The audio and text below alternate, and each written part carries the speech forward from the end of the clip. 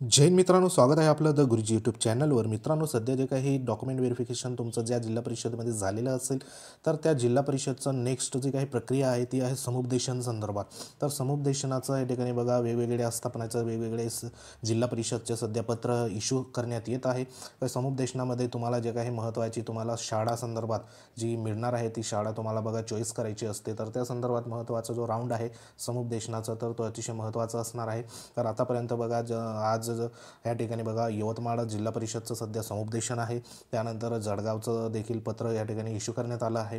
तसंच बघा एक महत्त्वाचं या ठिकाणी पत्र जे काही जिल्हा परिषद धाराशिव आहे, तर ज्यांचं धाराशिव जिल्हा परिषदमध्ये सध्या सिलेक्शन झालं असेल शिक्षक भरतीचं, तर त्यांचं बघा डॉक्युमेंट व्हेरिफिकेशन सध्या त्यांचं झालेलं आहे। तर त्यांचं व्हेरिफिकेशन झाल्यामुळे या ठिकाणी बघा समुपदेशन जो काही राऊंड आहे किंवा समुपदेशन प्रक्रिया आहे, तर त्यासाठी महत्त्वाचं या ठिकाणी जाहीर सूचना देण्यात आली आहे। हे पत्र आहे ते 6/3/2024ला म्हणजे कालचं पत्र या ठिकाणी बघा इश्यू करण्यात आलं आहे।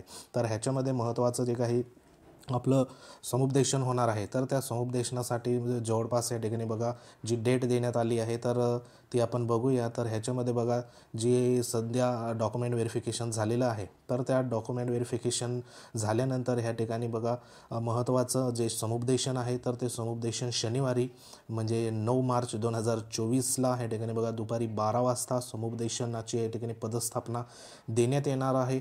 यासाठी यादीतील नमूद उमेदवारांनी वेळोवेळी यशवंतराव चव्हाण सभागृह धाराशिव येथे उपस्थित राहावे। सदर समुपदेशनास गैरहजर राहणाऱ्या उमेदवारांना शासन निर्णयातील तरतुदीनुसार माननीय मुख्य कार्यकारी अधिकारी जिल्हा परिषद धाराशिव यांच्या स्तरावरनं परस्पर पदस्थापना देण्यात येईल, याची गांभीर्याने या ठिकाणी नोंद घ्यायची आहे।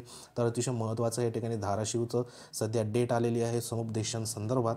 तर ज्यांचं समुपदेशनासाठी या ठिकाणी बघा ज्याची डॉक्युमेंट व्हेरिफिकेशनमध्ये तुमचं निवड झाली होती किंवा तुमचं डॉक्युमेंट व्हेरिफिकेशन झालं आहे, तर त्यांनी निश्चित त्याची तारीख देण्यात आली आहे। तर 9 तारखेला म्हणजे 9 मार्च 2024ला दुपारी 12 वाजता तुम्हाला त्या ठिकाणी बघा समुपदेशनासाठी हजर राहायचं आहे। आणि समुपदेशनासाठी या ठिकाणी ॲड्रेस जो देण्यात आला आहे, तुमचं व्हेरिफिकेशन झालं होतं, तर त्या ठिकाणी बघा यशवंतराव चव्हाण सभागृह धाराशिव शनिवार दिनांक 9 मार्च 2024ला दुपारी 12 वाजता त्या ठिकाणी तुम्हाला उपस्थित राहायचं आहे। आणि या ठिकाणी बघा तुमचं जे काही मूळ कागदपत्र असेल जे व्हेरिफिकेशनला सध्या तुम्ही दिले असेल, तर ते कागदपत्र सध्या तुमच्यासोबत असू द्या।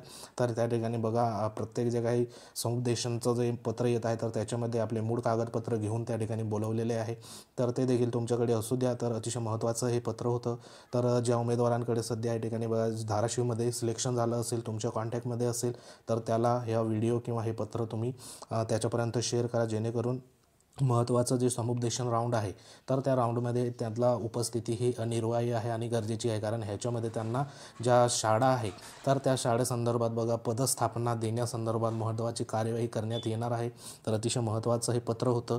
तर आशा करूया तुम्हाला पत्र किंवा व्हिडिओ समजला असेल, तर हे जास्तीत जास्त उमेदवारापर्यंत तुम्ही फॉरवर्ड करा, जेणेकरून ज्यांचं धाराशिवमध्ये सिलेक्शन झालं असेल, त्यांचं व्हेरिफिकेशन झालं असेल, तर त्यांचं समुपदेशनाला महत्त्वाचं ते उपस्थिती हे राहू शकतात। हे जे पत्र आहे आपलं टेलिग्राम चॅनल आहे, टेलिग्राम चॅनलची लिंक बघा या ठिकाणी डिस्क्रिप्शनमध्ये देण्यात आले, तेथे जाऊन तुम्ही जॉईन होऊ शकता। हे पत्र तुम्हाला त्या ठिकाणी मिळून जाईल। तर एकंदरीत तुम्ही त्या ठिकाणी समुपदेशनासाठी जा। आपल्या द गुरुजी चॅनलकडनं ज्यांचं या ठिकाणी बघा धाराशिव जिल्हा परिषदमध्ये सिलेक्शन झालं असेल, तर त्यांना खूप साऱ्या शुभेच्छा।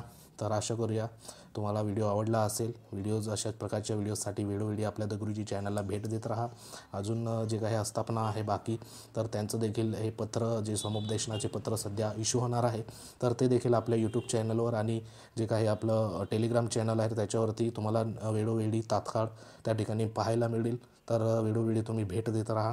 तर अशाच प्रकारच्या माहितीसाठी आपल्या चॅनलला तुम्ही नवीन असाल तर सबस्क्राईब करून ठेवा, जेणेकरून तुमच्याकडनं अशी महत्त्वाची माहिती मिस होणार नाही। तर भेटूया एखाद्या नवीन इन्फॉर्मेशनमध्ये। तोपर्यंत जय हिंद, वंदे मातरम।